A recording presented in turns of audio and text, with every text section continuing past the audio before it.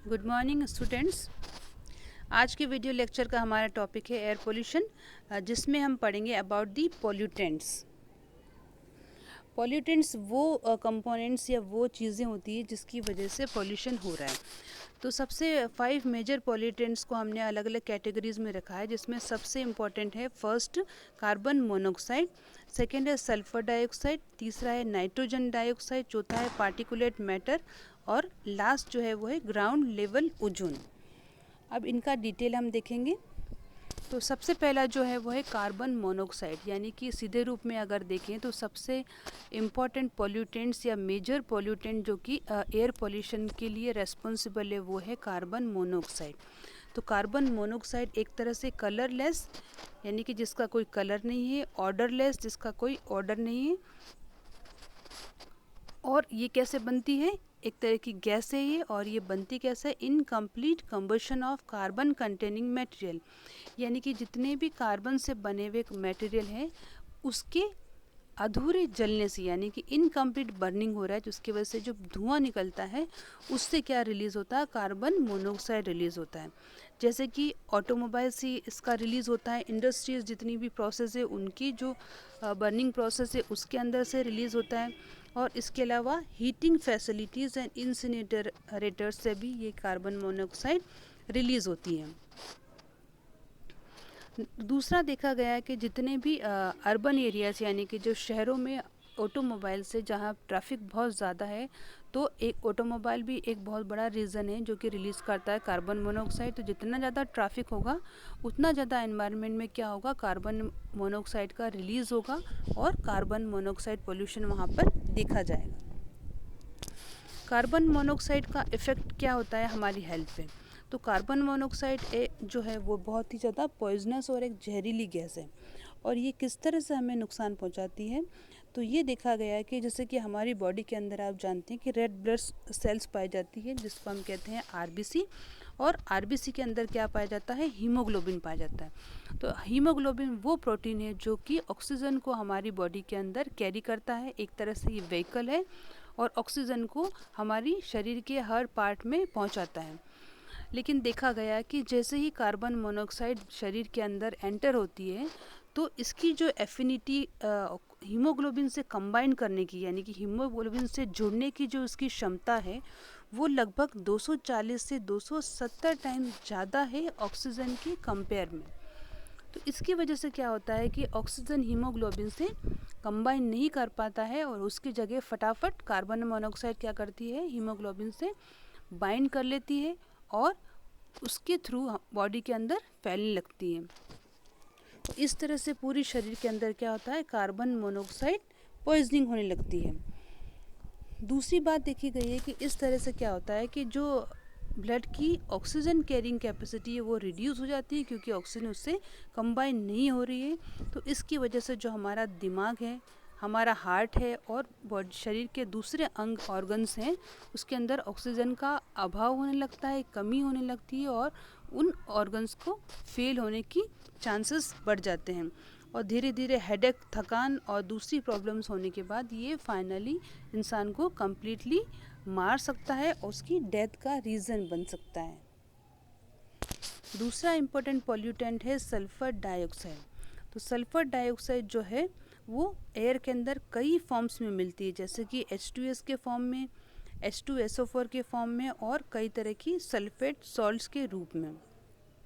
Sulphur dioxide भी कहाँ से रिलीज़ होती है? जितने भी कंबशन हो रहे हैं फॉसिल फ्यूल्स के, कोल के, फ्यूल ऑयल के बर्निंग की वजह से जो धुआं रिलीज़ होता है उसके अंदर क्या बनती है? सल्फ़र डाइऑक्साइड बनती है। इसके अलावा जितने भी डोमेस्टिक फायर्स हैं, जितने भी घरेलू में हम घर में जो आग किसी तरह की लगती है उसमें भी क्या रिलीज़ होता है? सल्फ़र डाइऑक्साइड रिलीज़ होता है।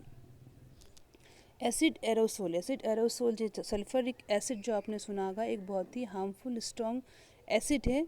वो भी क्या करती है कि जैसे कि सल्फर डाइऑक्साइड एटमॉस्फेयर में रिलीज़ होता है और वहाँ अगर वाटर वेपर्स मौजूद हैं तो ये सल्फर डाइऑक्साइड वाटर वेपर से रिलीज़ करके सल्फ्रिक एसिड बनाती है, जो कि बाद में क्या, किसका रीज़न बनती है, किसका कॉज बनती है? एसिड रेन का। तीसरा नाइट्रोजन डाइऑक्साइड। नाइट्रोजन डाइऑक्साइड भी कंबशन या बर्निंग की वजह से पैदा होती है। दूसरा इम्पोर्टेंट देखा कि जो नाइट्रोजन डाइऑक्साइड है वो डायरेक्टली हमारी हेल्थ को हार्मफुल इफ़ेक्ट नहीं करती, यानी कि डायरेक्टली देखा जाए नाइट्रोजन डाइऑक्साइड तो एक पॉल्यूटेंट नहीं है, लेकिन ये क्या करती है कि एटमॉस्फेयर में पहुंचने के बाद दूसरे कंपोनेंट से रिएक्ट करती है सनलाइट की प्रेजेंस में और एक सेकेंडरी पॉल्यूटेंट बनाती है जो कि बहुत ही हमारे लिए हार्मफुल होता है। फोर्थ है पार्टिकुलेट मैटर। पार्टिकुलेट मैटर से आप समझ सकते हैं कि पार्टिकल्स, तो पार्टिकल्स जो हैं वो भी एयर पोल्यूशन का रीज़न बनते हैं। और पार्टिकल्स जो क्या कहाँ से निकलते हैं, generally mass and composition tend to divide into two particle group. तब इन पार्टिकल को जो हम दो पार्ट में डिवाइड करते हैं कि पार्टिकुलेट मैटर किस किस टाइप के होते हैं, तो एक होते हैं कोर्स पार्टिकल जो जिनका साइज़ क्या होता है 2.5 म्यूएम से बड़ा होता है। दूसरा होता है फाइन पार्टिकल, छोटे पार्टिकल जिनका साइज़ होता है 2.5 म्यूएम से डायमीटर से कम होता है। तो ये दोनों जो पार्टिकल्स है वो क्या करते हैं, as a air pollutant role play करते हैं। और the smaller particles contain the secondarily formed aerosol, combustion particle and recondensed organic and metal vapours. तो छोटे पार्टिकल्स है उनका कंपोजिशन क्या है, ये सारे हैं। इसके अंदर एरोसोल हो सकता है छोटे पार्टिकल के अंदर, ऑर्गेनिक और मेटल जितने भी हैं उनके वेपर्स हो सकते हैं। दूसरा आता है हमारा लार्ज पार्टिकल। तो लार्ज पार्टिकल उसके अंदर क्या होता है, अर्थ के क्रिस्टल मटेरियल होते हैं, फ्यूजिटिव डस्ट होती है, रोड और इंडस्ट्रीज़ की जो छोटे छोटे पार्टिकल या डस्ट पार्टिकल रिलीज हो रहे हैं वो सारे किसका रोल प्ले करते हैं, पार्टिकुलेट मैटर का। और ये दोनों क्या करते हैं, एयर पोल्यूशन। फिफ्थ है ग्राउंड लेवल ओजोन। तो ओजोन के बारे में हमने पहले भी पढ़ा है कि ओजोन क्या है, स्ट्रेटोस्फेयर में पाई जाने वाली एक परत बनाती है जो कि हमारे अर्थ को हार्मफुल अल्ट्रावायलेट रेज से बचाती है। लेकिन अगर यही ओजोन किसी तरह से हमारी अर्थ की ग्राउंड सरफेस पे बनने लगे तो ये एक पोल्यूशन का रूप ले लेती है।